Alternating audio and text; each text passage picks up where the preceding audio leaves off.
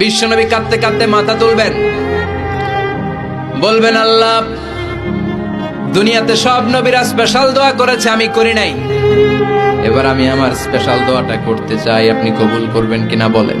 আল্লাহ বলবেন, নবী কি আপনার দোয়া বলেন?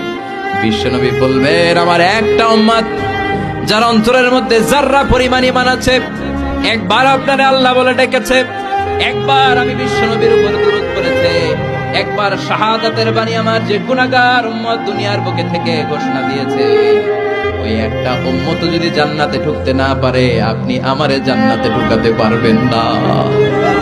আল্লাহ বলবেন, সাল তুতা, সাল সাল তুতা, ওয়াশফা তুশাফা, শাফাত করেন নবী করেন, যার জন্য দোয়া করবেন আমি কবুল করে নেব।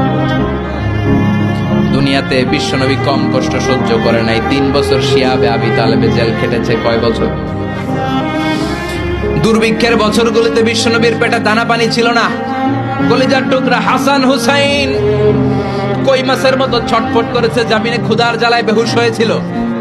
বিশ্বনবী যদি ওই স্পেশাল দোয়াটা করতেন, জান্নাত থেকে খাবারের বস্তা পাঠিয়ে দিত কে?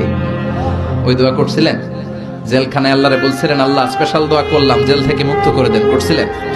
যুদ্ধের ময়দানে নিজের দাঁত ভেঙেছে, উহুদের ময়দান সাক্ষী, বিশ্বনবীর মুবারক রক্তে উহুদের ময়দান রঞ্জিত হয়েছে।